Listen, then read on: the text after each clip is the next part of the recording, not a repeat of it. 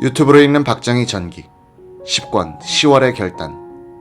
박정희의 통일론.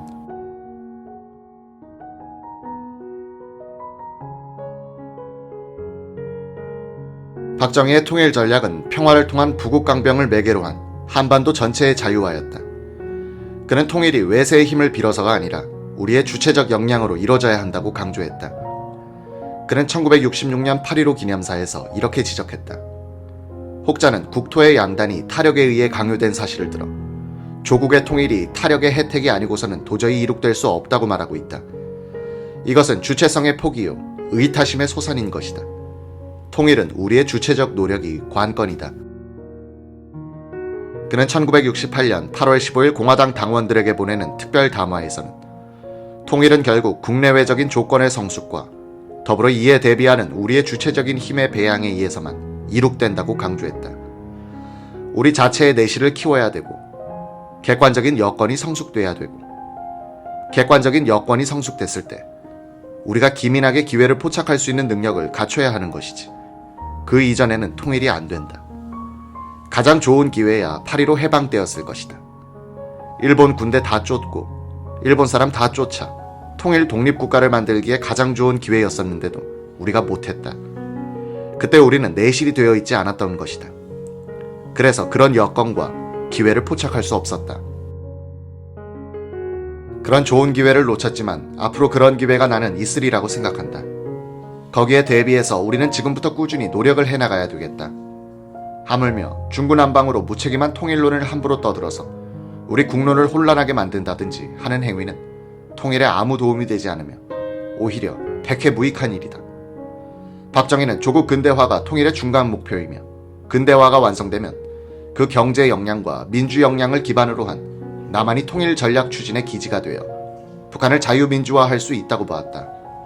김일성 정권이 북한을 남한혁명의 기지로 설정한 것과 대칭되는 전략 개념이었다. 통일의 중간 단계로서의 이런 근대화가 이뤄지려면 평화가 필요했다.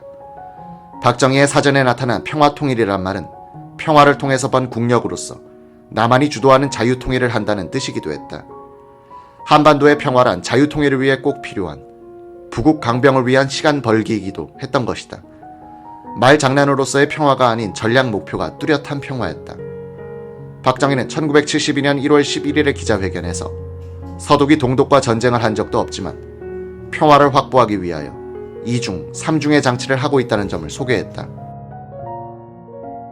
우리가 알기에는 UN 동시가입에 있어서 서독 정부는 20개의 조건을 지금 제시하고 있다.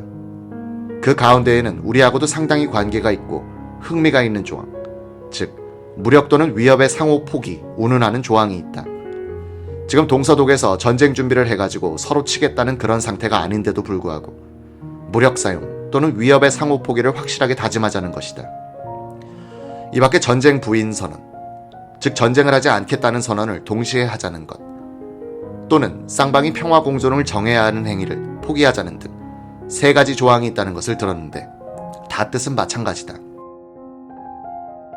무력 사용 안 하고 폭력 사용하지 않겠다는 이야기를 표현을 바꿔가지고 두 번, 세 번 못을 박아가면서 이런 조건이어야만 유엔에 같이 들어간다는 이야기다. 박정희는 북한을 절대로 국가로 인정해서는 안 된다는 점을 강조하기도 했다. 이는 그가 말한 평화란 것은 평화 공존을 가장한 분단 고착화가 아니라 자유통일로 나아가기 위한 징검다리란 것과 합치되는 이야기다. 그는 1966년 12월 17일 기자회견에서 두 개의 한국이라는 것은 어떠한 경우에도 인정할 수 없고 받아들일 수 없는 것이고 또 아무리 통일이 된다 하더라도 공산주의식 통일은 절대로 받아들일 수 없다고 말했다. 그는 남북한 간의 대결은 민족사의 흐름 속에서 누가 민족사의 정통성을 쟁취하는가의 싸움이며 그 정통성을 확보한 쪽만이 1민족, 1국가의 월계관을 써야 한다는 역사관에 투철했다. 박정희 대통령은 1967년 4월 23일 대구 유세에서는 이렇게 강조했다. 통일을 안 했으면 안 했지. 우리는 공산식으로 통일은 못한다. 민주통일을 해야겠다. 통일이 된 연후에 북한 땅에다가 자유민주주의의 씨를 심을 수 있는 민주적인 통일을 하자는 것이다. 그것을 위해서 그렇게 하자니까 시간이 걸리고 우리의 노력이 필요하고 우리의 실력의 배양이 필요한 것이다.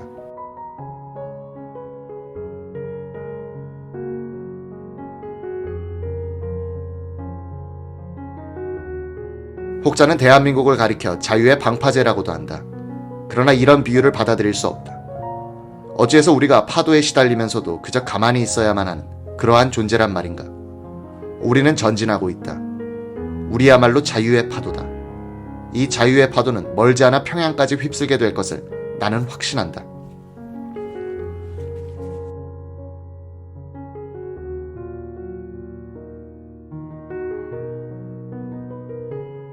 박정희 대통령의 통일 전략을 가장 핵심적으로 표현한 것은 통일을 성취하는 데에는 방안의 범람보다도 조건의 성숙이 앞서야 한다는 말일 것이다. 그의 집권 18년은 대한민국이 주도하는 자유통일을 가능케 하는 경제적, 정치적, 사회적, 외교적 조건을 성숙시키는 데 바쳐졌다. 3단계 통일 방안이니 연방제 통일 방안이니 하는 정교한 통일 방안에 대해서 박정희는 관심이 없었다. 그는 통일 방안이 아닌 통일로 가는 방향을 제시하고 원칙을 천명하는 데 그쳤다. 통일은 결국 국력을 바탕으로 하여 이루어질 것임을 믿어 의심하지 않았기 때문에 국력을 쌓는 데 주력했던 것이다. 그는 1970년 8.15 선언을 통해서 평화통일의 기반 조성을 위한 접근 방법을 밝힌다. 박 대통령은 통일의 원칙을 평화통일이라고 못 봤고 북한 측에 대해서도 폭력혁명에 의한 적화통일 전략을 포기할 것을 요구했다. 그는 북한이 만약 이 요구를 수락한다면 남북한의 인위적 장벽을 제거해 나갈 수 있는 획기적 방안을 제시할 용의가 있다고 천명했다. 그는 또 북한이 유엔의 권위를 수락한다면 유엔의 한국문제 토의에 북한이 참여하는 것을 굳이 반대하지 않을 것이라면서 평화적 체제 경쟁을 벌이자고 제의했다. 이러한 나의 구상에 덧붙여서 한 가지 더 말하고 싶은 것은 북괴에 대하여 더 이상 무고한 북한 동포들의 민생을 희생시키면서 전쟁 준비에 광분하는 죄악을 범하지 말고 보다 선의의 경쟁, 즉 다시 말하자면 민주주의와 공산독재의 그 어느 체제가 국민을 더 잘 살게 할 수 있으며 더 잘 살 수 있는 여건을 가진 사회인가를 입증하는 개발과 건설과 창조의 경쟁에 나설 용의는 없는가 하는 것을 묻고 싶은 것이다. 박정희 대통령이 말한 획기적 제의는 1971년 8월 12일 대한적십자사가 북한 측에 제의한 이산가족 등 인도적 문제 해결을 위한 적십자사 회담이었다.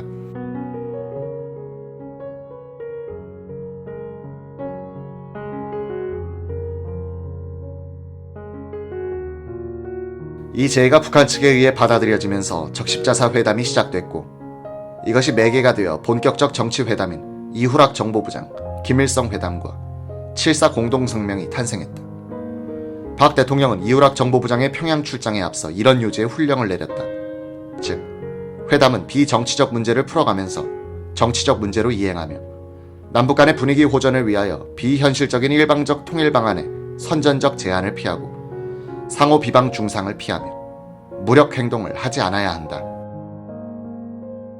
이후락 부장에 앞서 북한으로 들어갔던 정홍진 씨에 따르면 박 대통령은 한반도에서 어떤 일이 있더라도 전쟁은 막아야 한다는데 이 정치회담에 가장 큰 주안점을 두었다고 했다. 한국 측은 실현 가능한 작은 것부터 해결하자고 했으나 북한은 이 정치회담을 남북합작회담으로 끌고 가 주한미군 철수 및 국가보안법 폐지와 남한 내 공산당의 활동 자유 보장을 얻어내려 했으니 평행선을 달릴 수밖에 없었다. 1973년 8월에 발생한 김대중 납치 사건을 꼬투리로 잡은 북한은 일방적으로 남북조절위원회 회담을 중단시켰다.